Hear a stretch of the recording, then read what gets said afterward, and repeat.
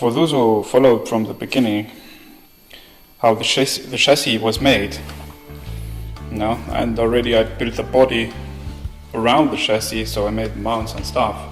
But now, while I am installing the new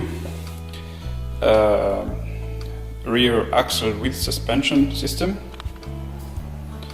I discovered that the chassis will stay in the way of those guys here when they are going up and down. So I needed at least 6 to 7 to 8 centimeters travel distance here. So let me show you that. Okay, those are the Mercedes rims I got. Still waiting for the tires. They look nice for a hot rod. Alright, so I already started here cutting the chassis from the top, of course through on both sides. Then I built those bridges from the same metal here, tubing, and I tack welded it here and here with TIG, and then from here and here on the other side. It's not so important to see, but there are some tags out there. So now the chassis will stay the same when I cut this part. And that's why I cut it from here already, because when I cut through, and I have these already mounted to keep the chassis the same distance and the same everything, so I don't have to change nothing. I have already cut those, and then I have only to cut from the down side.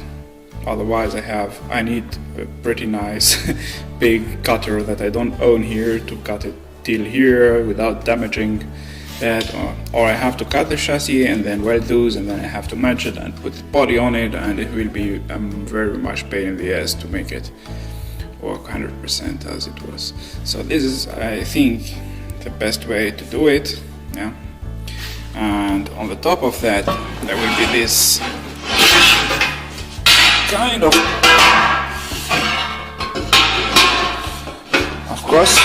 cross member here. Let's imagine that it sits here. It is rounded, and this is where the suspension and everything is going to be attached to, maybe even the brake calipers and stuff, mounts and stuff, This is how I am modifying my rear end of the frame to fit the new axle with car differential.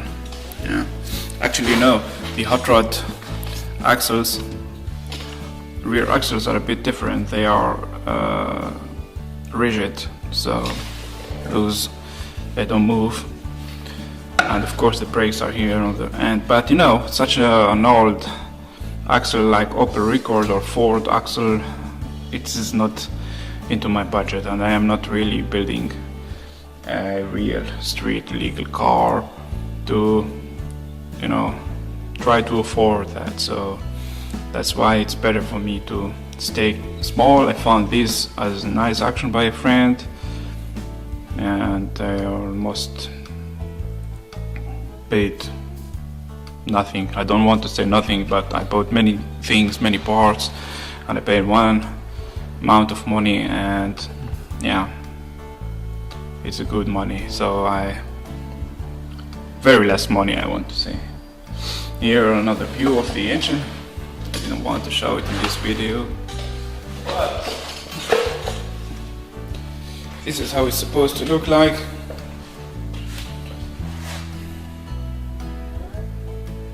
The engine mount still need from the same kind of those curvy brackets. I have another longer one there, lying there.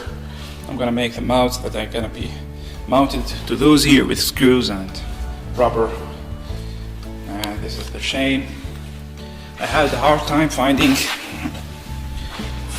a sprocket that fits on this primary here. I mean, I'm in Germany here. Maybe in the United States they have more possibilities here. I didn't found that works on this chain. There are the 428 go-kart thought for go-karts, chains and sprockets, but I didn't find anyone that fits on this end here, and I didn't find anyone that is the same size, and I don't know which kind of sprocket is one on the peerless primaries transmissions, but it can be bigger. I mean 2022 tooth. I tried all kind of sprockets. I ordered some of eBay. They came all and they all didn't fit. So I had some bicycle sprockets lying here around in the garage. I tried one on the chain and it works 100%, it fits. So I was like crazy. But the problem is those are 6mm chains and the sprockets from bicycles are 3mm. So what I did, I ordered 2 bicycle sprockets with 22mm teeth, and they must be this big, you know. And I'm gonna weld them together to have the 6mm size that fits here inside this chain, and I'm gonna make them here. And yeah, I have pretty bad lighting. Let's light a bit more. So now it's better to see here. Yeah.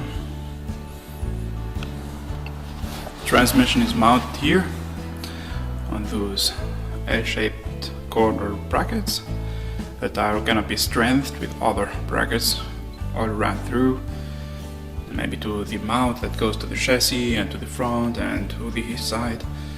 Yeah, still trying to get the belts and those pulleys and stuff what they need to make the clutch, and you know, and waiting just for the bicycle sprockets to come to fit them here where they belong. You know, I like the idea that the engine is a bit centered in the middle and stuff, you know. I love that.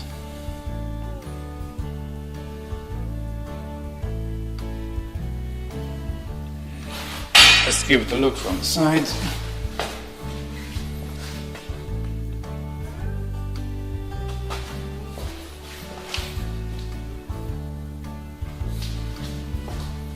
This is about how the rear end will look like. I mean the chassis rear end.